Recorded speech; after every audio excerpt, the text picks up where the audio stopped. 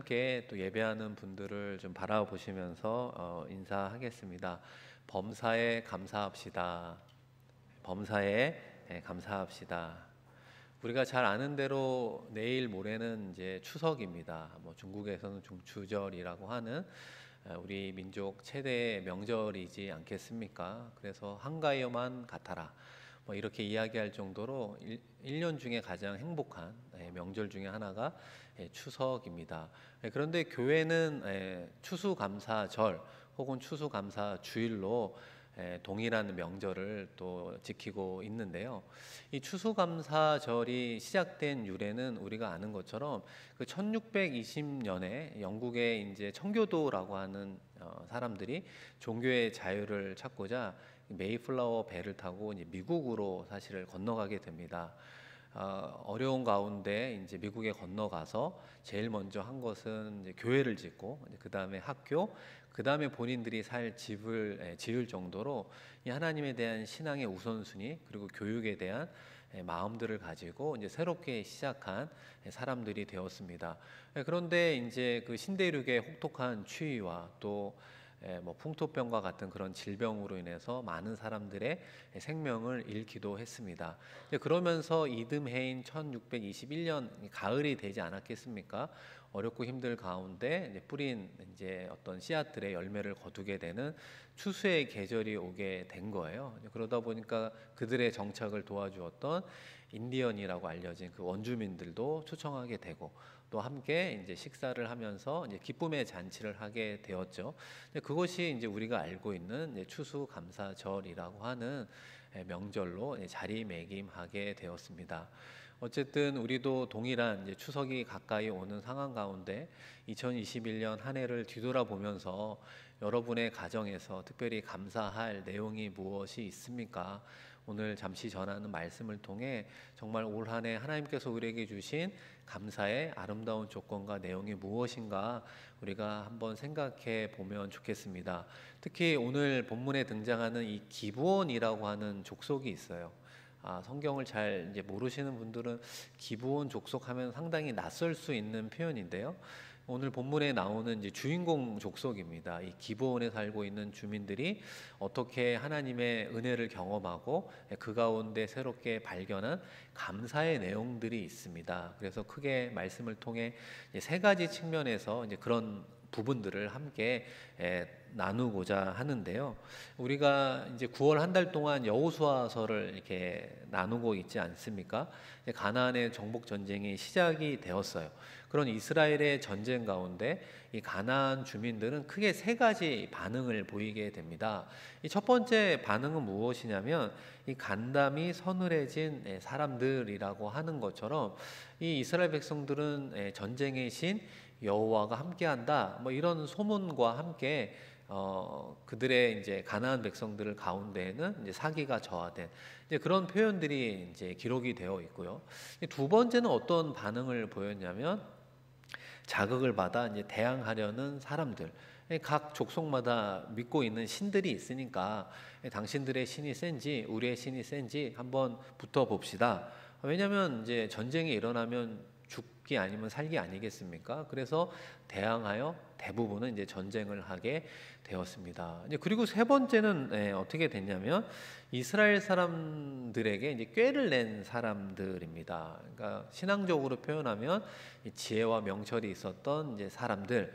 그래서 오늘 본문에 등장하는 이 기브온에 살고 있는 이 주민들이 이 세 번째 유형에 해당이 되는 겁니다. 이 가나안 전쟁이 진행되고 있는 과정 속에 만나게 되는 이제 그런 기본 사람들의 이야기로 시작을 하는데요. 우리 한번 지도를 보시면 우리가 좀 더 명확하게 알 수 있습니다. 여러분 좀 잘 안 보이실 수도 있는데 맨 밑에 그 바다가 사해입니다. 사해. 그 사해 바다 위로 좀 올라가시면 길갈이라고 하는 게 보이거든요. 근데 이제 길갈은 어떤 의미냐면 이제 이스라엘 백성들의 베이스 캠프입니다. 여기서부터 이제 전쟁을 주둔하면서 이제 전쟁을 하는 거죠. 그래서 남쪽으로 좀 내려오면 여리고성 싸웠었죠. 그리고 서쪽으로 좀 옮겨가 보면 아이성, 우리가 지난주에 다루었던 아이성 전투가 생기고요. 그래서 서남쪽으로 어쨌든 좀 남하하게 되면 만나게 되는 도시가 어디냐면 기브온이었던 거예요. 그러니까 세 번째 전쟁을 하게 된다면 누구와 전쟁을 했겠습니까? 이스라엘이. 기브온에 있는 주민들과 전쟁을 하려고 했구나. 이런 상황 속에서 이제 기브온 사람들이 어떤 결정을 내리게 됐느냐. 이스라엘 백성들과 화친을 해야겠다. 화친 조약을 맺어야겠다. 이제 이런 생각을 하게 된 거예요. 그러니까 우리는 이런 생각을 좀 할 수 있는데 기브온 족속이 좀 연약한 족속인가? 이렇게 생각할지 모르지만 성경에 보면 아이성보다 크다. 이렇게 이야기하고 두 번째는 다 강한 용사라. 이런 평가를 받는 족속이었습니다. 그러니까 객관적으로 뭐 전력이 약해서라기보다는 다른 의미가 있어서 이스라엘과 화친을 맺은 부분을 보게 된 거예요. 그런데 어떻게 이제 화친 조약을 맺느냐? 바로 코앞에 있는 족속이었잖아요. 그러니까 이제 거짓말을 하게 되었는데 읽은 말씀처럼 해진 전대를 차고 또 기운 가죽 포도 부대를 가지고 또 곰팡이 난 떡을 가지고 간 거예요. 그래서 우리는 요 가나안에 살고 있는 사람들이 아니라 먼 이방에 살고 있는 족속인데 당신들의 하나님에 대한 소문을 듣고 우리는 화친 조약을 맺으러 왔다. 이렇게 이제 이야기를 하게 되었던 겁니다. 이제 그러다 보니까 이제 여호수아를 비롯한 백성들이 그 제안을 받아들이고 화친 조약을 맺게 된 거예요. 그런데 나중에 알고 보니까 요 사람들이 아까 말씀드렸던 기브온에 살고 있는 주민들이라고 하는 것을 알게 된 겁니다. 그런데 하나님의 이름으로 맹세 조약을 맺었기 때문에 이들을 죽일 수 없는, 이제 그래서 부득불 같은 운명 공동체로 편입된 이야기가 바로 이 기브온 족속 이야기라고 말할 수 있습니다. 그런데 그들이 이제 여호수아와 백성들을 찾아와서 했던 이야기 하나가 있습니다. 여호수아 9장 9절인데요. 우리 한번 같이 읽어보겠습니다. 그들이 여호수아에게 대답하되 종들은 당신의 하나님 여호와의 이름으로 말미암아 심히 먼 나라에서 왔사오니 이는 우리가 그의 소문과 그가 애굽에서 행하신 모든 일을 들으며. 아멘. 기브온 주민들이 여러 고백을 쭉 하긴 하는데 그 중에 하나 눈에 띄는 표현이 이스라엘의 하나님을 여호와로, 이 여호와의 이름을 언급했다라고 하는 것이 상당히 인상적입니다. 왜냐하면 고대 근동 지방에서는 다 족속마다 신이 있고 그 신의 이름을 부르게 되거든요. 그래서 이스라엘의 하나님은 어떤 하나님입니까? 여호와라고 하는 이름을 가지고 있는 거예요. 그런데 그것이 이방 족속의 입에서 나오게 되니까 이 이야기를 들은 여호수아와 백성의 지도자들이 마음이 어떻게 됐습니까? 이 심리적으로 좀 동요가 되었던 것을 보게 됩니다. 그래서 화친 조약을 맺게 되는데요. 이 과정에서 우리가 첫 번째로 하나 생각해 볼 일이 있습니다. 그들은 어떤 과정을 거쳐서 화친 조약을 맺게 되었는가라고 하는 거예요. 여러분 본문 말씀 14절 15절도 한번 같이 읽겠습니다. 무리가 그들의 양식을 취하고는 어떻게 할지를 여호와께 묻지 아니하고 여호수아가 곧 그들과 화친하여 그들을 살리라는 조약을 맺고 회중 족장들이 그들에게 맹세하였더라. 아멘. 화친 조약을 맺긴 맺었는데 이 결과보다는 그 과정에서 성경은 문제가 있었다. 그것을 지적하고 있잖아요. 읽은 14절 말씀처럼 여호와께 어떻게 하지 않았다? 묻지 않았다. 묻지 않았다라고 하는 것은 요즘으로 표현하면 하나님께 기도하지 않았다. 이 부분을 큰 과오로 실수로 성경은 기록하고 있는 겁니다. 결과를 떠나서 그 과정이 잘못됐다. 이렇게 이야기를 하는 거예요. 사랑하는 성도 여러분, 이것을 통해 우리가 무엇을 보게 됩니까? 연약한 인간의 실수는 늘 반복되는구나. 이것을 보게 되는 거예요. 우리가 지난 주일에도 살펴본 것처럼 아이성 첫 번째 전투에서 패배한 이유가 무엇입니까? 이 아간이라고 하는 한 사람의 범죄로 인해서 36명의 전사자와 대패하면서 백성들의 사기가 저하되는 참혹한 결과를 얻었노라 말씀을 드렸잖아요. 그래서 생각해 보면 그 일이 있은 지 얼마 되지 않았는데 이번에는 백성의 실수가 아니라 누구의 실수가 드러나게 됩니까? 여호수아를 비롯한 이스라엘 백성들의 지도부의 실수가 드러나게 되는 겁니다. 왜냐하면 화친조약의 어떤 결정은 누구에게 있겠습니까? 그 공동체의 수뇌부에게 있는 것 아니겠습니까? 그런데 그 수뇌부가 하나님께 기도하지 않았다라고 하는 것을 보게 돼요. 그러니까 백성으로부터 시작해서 공동체의 수뇌부에 이르기까지 모든 인간은 실수를 하는구나, 이것을 보게 돼요. 그리고 그 실수도 반복되어 연약해서 나타나는구나, 이것을 우리에게 이야기합니다. 그런 의미에서 우리는 왜 자꾸 실수투성인 인생을 살아갈까 생각해 보면 그 근본 원인은, 그 시작은요, 죄성 때문에 그렇습니다. 우리가 예수 그리스도의 보혈로 구원받은 하나님의 자녀가 되었다라고 하는 것은 의인의 신분을 이야기하는 거고, 이 땅 가운데 살아가는 우리에게는 여전히 이 죄성이라고 하는 컨디션이 있는 거예요. 그러다 보니까 그 죄성으로 인해서 무엇이 나타납니까? 실수가 나오게 되더라. 그래서 우리가 날마다 깨어 기도해야 되는 기도의 제목이 무엇입니까? 나의 연약한 죄성을 다스리게 하여 주옵소서. 이것으로 인해서 범죄하여 하나님께 우를 끼치는 인생이 되지 않도록 기도하고, 때로는 또 실수할지라도 하나님께 회개하며 나아가야 되는 겁니까? 나가야 되는 것이죠. 그래서 회개할 때마다 도대체 내 안에 있는 죄의 크기는 너무나 크구나 깨닫게 되고, 결단하지만 반복되는 그 연약함의 모습을 볼 수 있습니다. 사랑하는 성도 여러분, 온전한 회복이 더디어 보일지라도 멈춘 것이 아니다라고 하는 것을 우리는 믿어야 되는 것입니다. 오늘도 죄에 익숙함에서 벗어나 죄를 멀리할 수 있는 결단이 우리 가운데 날마다 이루어져야 되는 것입니다. 그런 어떤 믿음의 결단과 회개하는 신앙의 자세가 우리의 삶의 자리에서 우리의 실수를 줄일 수 있는 그런 신앙의 지혜자가 되는 것입니다. 한 걸음 더 나아가 이 반복되는 우리의 연약한 실수가 있음에도 불구하고 그 실수를 만회해서 결과적으로는 합력하여 선을 이루게 하는 것은 이 보이지 않는 하나님의 은혜가 있었다, 이것을 우리에게 말씀하고 있습니다. 이 두 번째 지도를 한번 보시면 좋을 것 같은데요. 이 두 번째 지도는 좀 잘 보이시죠? 길갈, 여리고, 아이성 잘 보이시잖아요. 그 다음에 이제 기브온인데, 이 기브온 족속이 이스라엘과 화친했다, 이런 이야기가 알려지면서 그 기브온이라는 도시 아래에 있는 이 5 왕들, 이 아모리 족속이거든요. 이 5명의 왕들이 연합군을 준비해서 기브온을 치러 갑니다. 그러다 보니까 기브온 족속은 당연히 누구에게 도움을 청할까요? 화친 조약을 맺은 이스라엘에게 도움을 청하는 상황이 된 거예요. 그러다 보니까 이스라엘은 뜻하지 않은, 계획하지 않은 남부의 연합군과 전쟁을 하게 되었습니다. 그럴 때 하나님께서 어떤 말씀을 주시게 되었느냐, 우리 여호수아 10장 8절인데요.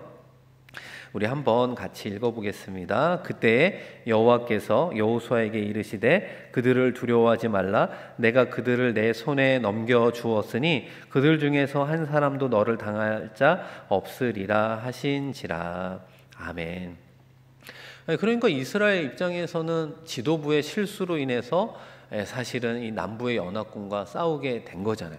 생각해보면 이스라엘이 여리고성, 아이성, 그리고 예를 들면은 뭐 기브온 족속, 이렇게 하나씩 개별적으로 싸웠으면 이길 확률이 높아지는 것 아니겠습니까? 그런데 남부의 5 족속, 5 연합군들과 싸우게 되면 당연히 이길 확률이 떨어지고 그 위험성은 높아지는 것 아니겠습니까? 그러면 이스라엘 백성들은 당연히 누구를 탓할까요? 이 지도부를 탓하고 신뢰할 수 없는 상황이 된 것 아니겠습니까? 그러니까 이번 남부 연합군 간의 전쟁은 얼마나 중요한 것이겠습니까? 그런데 그때 누가 개입을 하게 됩니까? 하나님께서 개입을 하게 된 거예요. 그래서 여러분 여호수아 10장을 나중에 한번 쭉 읽어보시면 이 하나님께서 특별히 어떻게 은혜 가운데 그들을 전쟁 가운데 승리하게 되느냐, 그 여호수아 10장 14절 일부를 읽어드리면, 태양아 너는 기브온 위에 머무르라. 달아 너도 아얄론 골짜기에 그리 할지어다. 이게 누가 선포한 말입니까? 여호수아가 선포한 말이에요. 그 연합군과 싸우고 있는데 승리를 하고 있었던 거예요. 그런데 해가 지고 달이 지면은 어두워지니까 싸울 수가 없지 않습니까? 그래서 단번에 승리할 수 있도록 여호수아가 하나님을 향해서 이런 요청을 하게 되었습니다. 그런데 성경은 어떻게 이야기를 하고 있느냐? 여호와께서 사람의 소리를 들은 일이 유일하다라고 이야기를 하는 거예요. 전무후무하게 사람의 소리를 들은 여호와의 모습을 그들 모두가 보게 되었습니다. 그러면서 여호와께서 이스라엘을 위하여 싸우셨음이니라, 이렇게 성경은 매조지를 하고 있는 것입니다. 그러니까 여호수아는 사실 가나안 정복 전쟁 가운데 기적이라고 할 만한 사건은 여리고성 함락밖에 없었습니다, 사실은. 그런데 이 일이 여호수아의 일생 가운데 가장 큰 기적이었어요. 근데 그 기적을 언제 베풀어 주었느냐? 어떻게 보면 여호수아가 가장 위기에 빠져 있을 때, 이스라엘의 지도자가 곤란에 빠져 있을 때 하나님이 더 깊이 개입하셔서 남부 연합군과의 전쟁에서 승리하게 하더라. 그것을 우리가 엿보아야 되는 것입니다. 그 결과 이스라엘 백성들이 지도부를 향한 신뢰가 회복되지 않았겠습니까? 사랑하는 성도 여러분, 우리의 인생도 그런 것 같아요. 추석을 기점으로 1월부터 우리는 어떤 인생을 보냈는가 생각해 보지 않겠습니까? 이 실수의 관점으로 생각해 보면 우리는 얼마나 많은 실수를 했을까요? 혹시 여러분, 내가 지난 9개월 동안 실수한 숫자를 알고 계신 분 있습니까? 아마 다 셀 수 없을 정도로 우리는 모르고도 실수하는 인생이니까 다 헤아릴 수 없는 정말 많은 실수투성인 인생을 살아가지 않았을까요? 그래서 그 누적된 실수의 결과만을 받는 인생이 우리의 것이었다면 지금보다 훨씬 더 안 좋은 상황이었을 거라고 생각해요. 지금보다는 비교할 수 없을 정도로 더 최악의 상황이 바로 우리의 인생 진면목이라고 이야기할 수 있습니다. 그럼에도 불구하고 지금 돌이켜보면 크고 작은 정도의 차이는 있지만 감사할 것이 있습니다 라고 고백하는 이유는 전적으로 무엇 때문에 가능했음을 오늘 본문은 이야기합니까? 우리의 눈에 보이지 않는, 우리의 인생 가운데 개입하시는 하나님의 은혜가 있었다, 그것을 이야기하고 있는 거예요. 우리의 눈에는 보이지 않아서 모를 수도 있고, 우리의 머릿속으로는 계산할 수 없어서 다 헤아릴 수 없는 그 상황의 복잡한 경우의 수 가운데 하나님의 도움의 손길이 있었기 때문에 지금 우리의 감사의 생활이 된 줄로 믿습니다. 우리가 그것을 깨달아야 되지 않겠습니까? 우리의 노력으로만, 우리의 능력으로만, 우리의 경험으로만 지금 이 자리에 서게 된 것이 아니라 보이지 않는 하나님의 은혜의 손길이 우리 가운데 있었음을 깨닫는 우리가 되었으면 좋겠습니다. 그럴 때 우리 가운데 베풀어 주신 모든 것에 감사하는 삶을 살아가게 될 줄로 믿습니다. 두 번째는 하나님이 이 기브온 족속을 받아들인 이유라고 하는 부분을 좀 생각해 보려고 하는데요.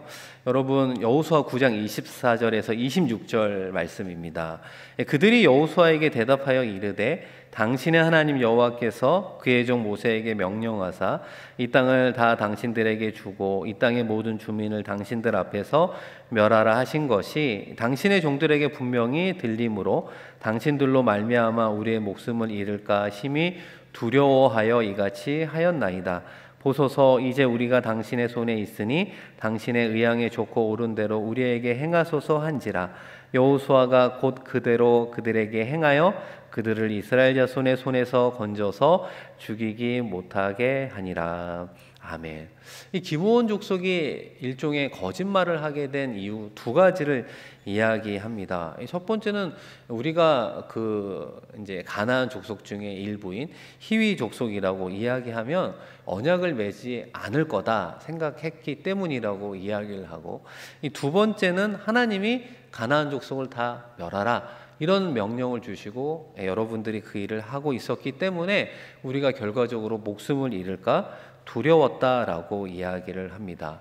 생각해보면 기브온 족속이 아까도 말씀드린 것처럼 아이성 아래로 한 12km 떨어져 있는 도성이었거든요. 그러니까 어떻게 보면 걸어서 오더라도 몇 시간이면은 도달할 그 마지막 도달할 수 있는 세 번째 전투를 해야 되는 상황이지 않았습니까? 그 직면한 상황 속에서 이 기브온 족속의 그 리더들이 어떤 결정을 하게 되었습니까? 우리가 속여서라도 이스라엘 공동체와 화친 조약을 맺는 것이 우리가 살 길이다라고 하는 믿음의 결단을 보게 되는 것입니다. 우리가 이 모습을 보면 누가 떠오르게 됩니까? 여리고성에서 구원을 받은 기생 라합이 떠오르게 되는 겁니다. 그렇죠? 기생 라합도 결국 정탐꾼을 숨겨주는 믿음의 행동으로 그 사람과 가족이 구원을 얻은 거예요. 기브온 족속의 차이점은 무엇입니까? 기브온 족속의 믿음의 결단으로 기브온 족속이 그 공동체가 동일하게 구원을 받았다. 더 많은 사람이 구원받게 된 이야기라고 볼 수 있어요. 우리가 생각해 보면 기브온 족속은 한 수백 명 되려나, 아니면 많으면 좀 한 1000명 되려나 이렇게 생각할지 모르지만 앞서 말씀드린 것처럼 아이성보다도 크다 이렇게 말씀을 드렸잖아요. 근데 이 아이성에서 죽은 사람이 몇 명으로 기록되냐면 이 12,000명이라고 기록이 되어 있거든요. 그러니까 최소한 12,000명보다는 많은, 어떻게 보면 몇만 명의 그 생명에 관련된 일이라고 이야기할 수 있습니다. 그런데 그 수뇌부의 결정이 결국 기브온 공동체를 살리게 되었다, 이것을 보게 되는 것입니다. 이 사랑하는 성도 여러분, 라합과 기브온 족속은 결국 하나님의 심판 가운데에도 계속해서 하나님의 구원의 이야기가 동시에 진행되고 있음을 보게 되는 겁니다. 공통적으로 하나님이 심판은 하시지만 심판 이전에 이스라엘의 하나님이 어떤 하나님이다 라고 하는 것을 가나안 족속들에게 이미 소문을 통해서 하나님은 전파했음을 보게 되는 것이죠. 그것을 향해 문을 열었던 라합은 구원을 얻은 것이고, 가족도 마찬가지고 기브온 족속도 그 마지막 순간에 마음의 문을 열었을 때 구원받은 공동체가 되었노라고 이야기를 하는 것입니다. 우리가 추석이 되면 가족들이 모이면 이런저런 이야기를 많이 하잖아요. 아무래도 오랫동안 못 만난 그 만남 속에서 다양한 이야기꽃을 피우게 됩니다. 그러다 보면은 그 가정 가운데 또 믿지 않는 우리 부모나 자녀, 형제, 친척, 이런 어떤 부분들을 보게 되지 않겠습니까? 그럴 때마다 내가 이번에 복음을 전해야 될 텐데 라고 하는 거룩한 부담감을 갖고 있는 분들도 분명히 있을 것입니다. 그런 의미에서 오늘 말씀은 우리에게 무엇을 이야기하고 있습니까?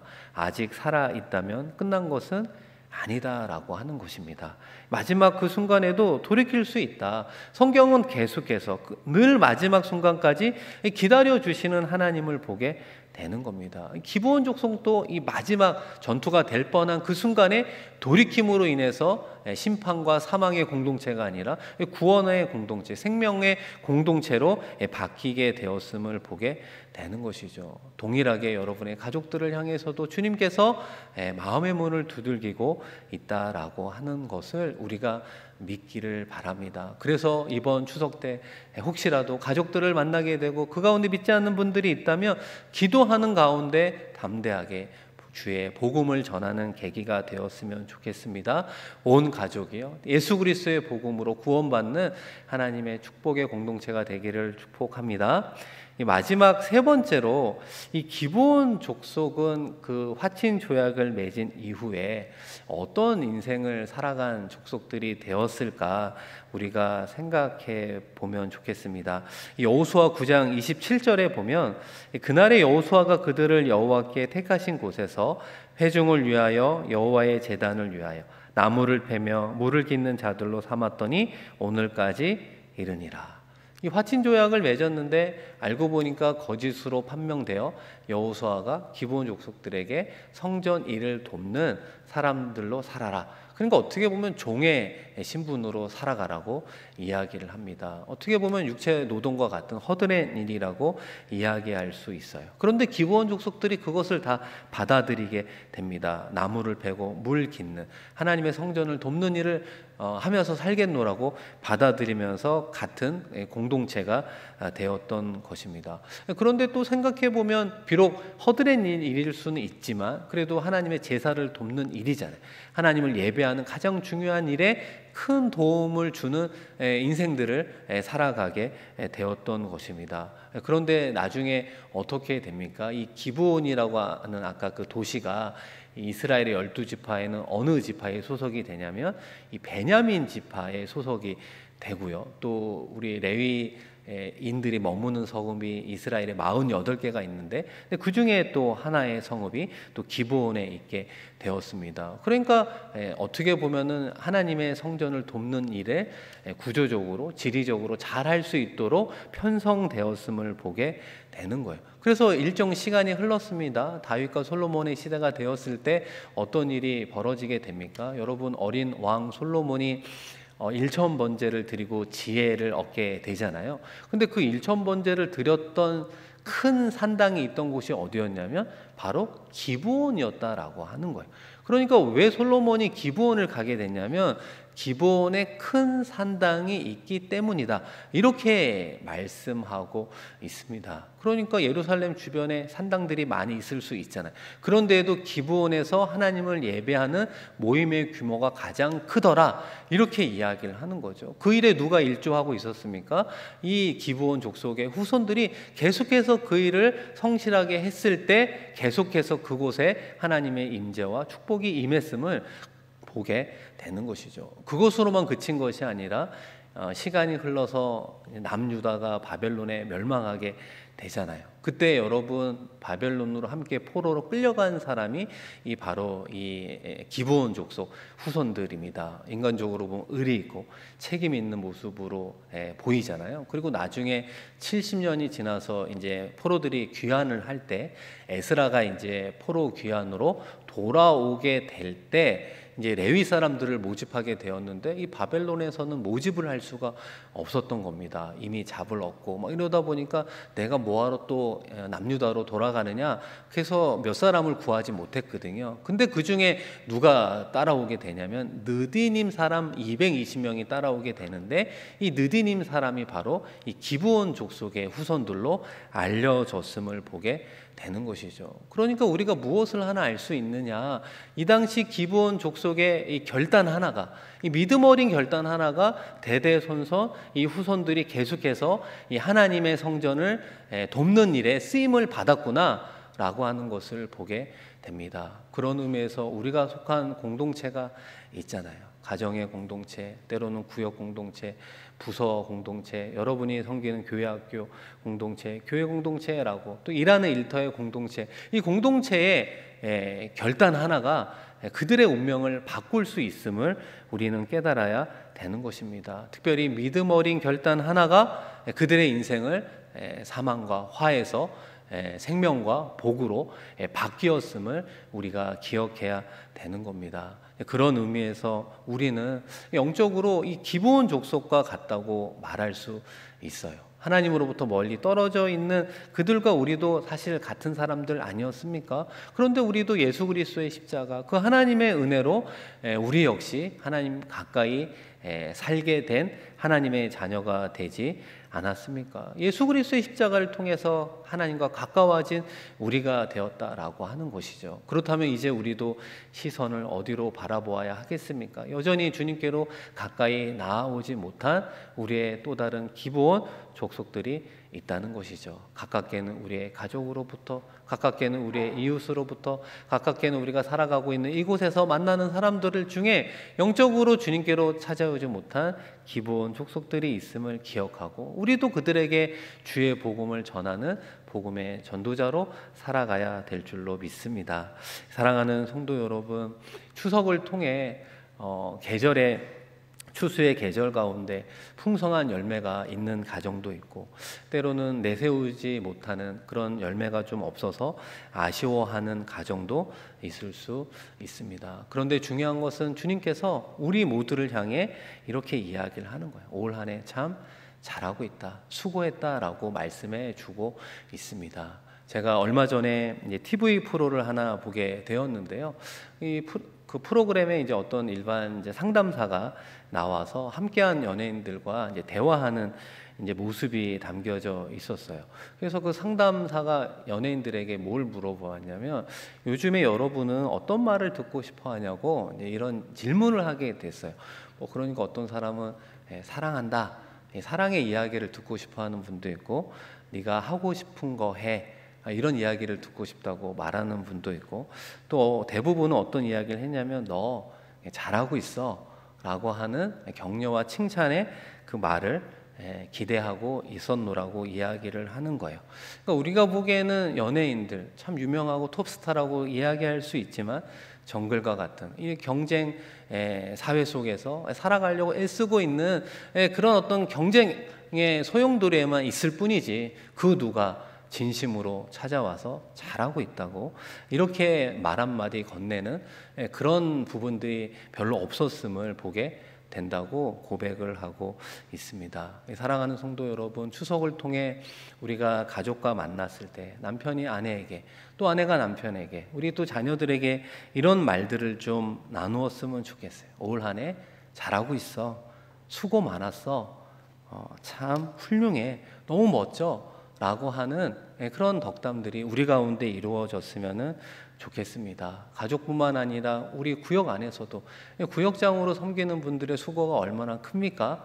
구역원들이 구역장에게 너무 수고 많으셨다고, 또 우리 교사들과 우리 부장님, 교육자들에게도 올 한 해 참 감사합니다 라고 하는 그런 진심 어린 짧은 칭찬과 격려 한마디가 우리들을 다시 한번 일어서게 하는 것 아니겠습니까? 우리 주님께서도 여러분 한 사람 한 사람을 향해 동일한 이야기를 하고 있어요. 열심히 잘 살았다고, 최선을 다했다고, 수고 많았다고 이야기하실 뿐만 아니라 그 말을 이어서 이렇게 말씀하고 있어요. 비록 실수해서 쓰러지고 연약해서 넘어질지라도 내가 뒤에서 받쳐주고 있어. 걱정하지 마.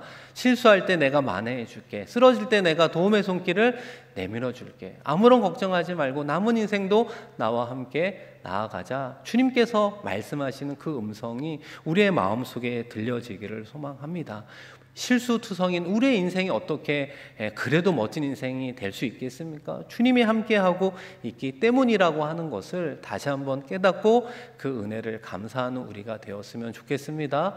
한 걸음 더 나아가 기브온 족속이 믿음의 결단으로 그들의 운명이 바뀌었던 것을 다시 한번 기억하면서, 우리가 속한 공동체의 책임이 나의 믿음의 결단으로 바뀔 수 있다라고 하는 믿음의 결단으로 우리의 인생을 주님께 맡겨드리며, 오늘도 이번 추석도 이번 한 주도 남은 올 한 해도 주님과 함께 동행하며 승리하는 저와 여러분 되기를 축복합니다.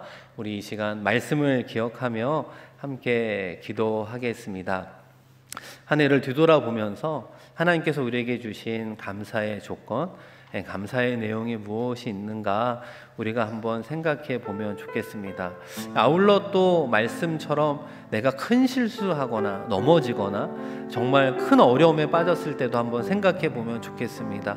그 가운데 주님의 도움의 손길이 있어서 구원을 받았구나, 정말 하나님의 방법으로 해결이 되었구나, 우리가 이것을 깨달을 때 정말 실수투성인 우리의 인생이지만 온전한 하나님으로 말미암아 우리의 인생이 풍성해질 수 있음을 믿음으로 고백하는 우리가 되었으면 좋겠습니다. 한 걸음 더 나아가 기브온 족속의 결단이 그들의 공동체의 운명을 바뀐 것처럼, 주님, 내가 주님 바라는 인생으로 살아가겠습니다 결단할 때 우리의 가정과 우리의 일터와 우리의 속한 다양한 공동체의 운명을 바꾸게 하여 주옵소서. 그리하여서 궁극적으로 하나님께 영광이 되고 하나님께서 예비하신 은혜의 열매를 우리가 누리며 살아가게 하여 주옵소서. 이 시간 말씀 기억하며 또한 감사하는 마음으로 하나님께 간절히 기도하겠습니다.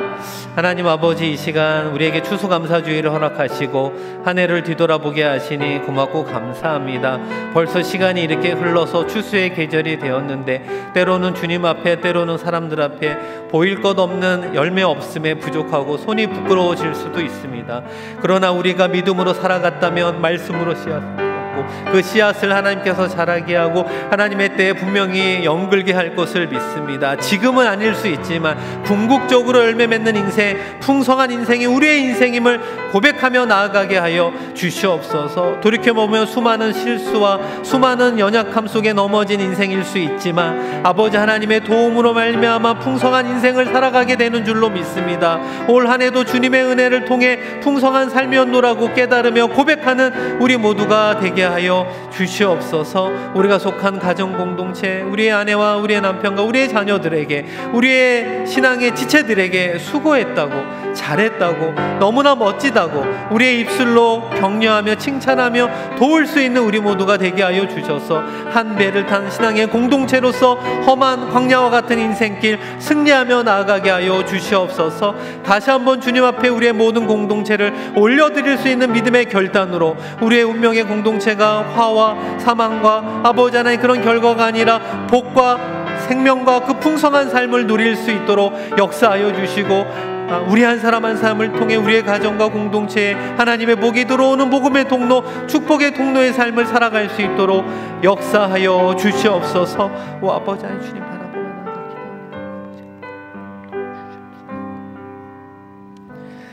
하나님 아버지, 오늘 추수감사주의를 맞이하여 하나님께 진심으로 감사하며 예배하게 하시니 고맙고 감사합니다.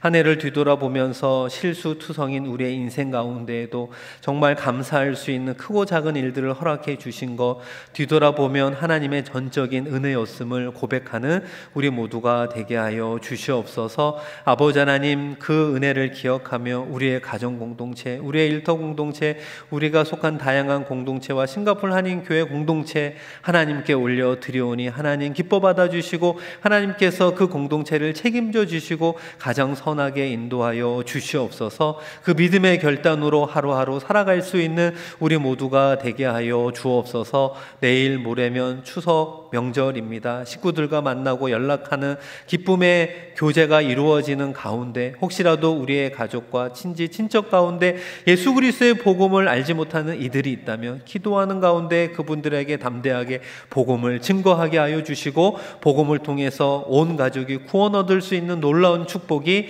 이번 추석을 통해서도 이어질 수 있도록 예배하신 은혜로 함께하여 주시옵소서. 감사드리며 귀하신 예수 그리스도의 이름으로 축복하며 기도드립니다. 아멘.